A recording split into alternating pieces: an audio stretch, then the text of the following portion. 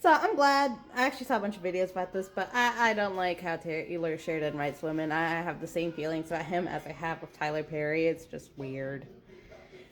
Like, the way that father-daughter relationships are written, the way underage characters are written, the way that, like, 90% of the female characters are just not allowed to have a happy ending. They just have to, like, die horribly or, like, just not be happy ever.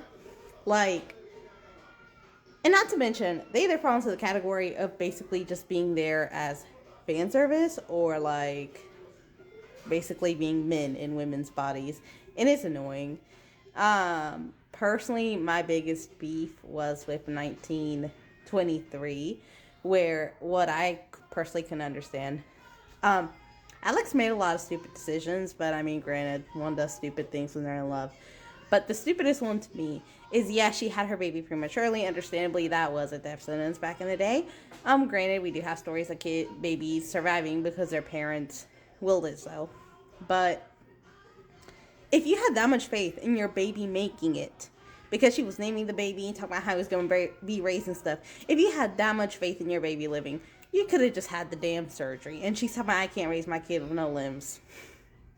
Girl, the no limbs would be the least of your concern with that family. And with, like, everything that happened with her family. But, regardless of that, I think, the way her character was written was just sloppy. And the whole I'd rather be dead than disabled thing is just yikes on yikes. Not to mention the way that the native characters are written. Like, I couldn't stand the fact that Monica and the other native girl that was in the residential school were written just to be victims was kind of icky. And, like, I did like Elsa's story, but I feel like, there's so much that they could have done with her too. But we just don't get that. But we're not going to get that because he's more worried about making himself a self-insert into the show and starting shit with his co-stars. So, I digress.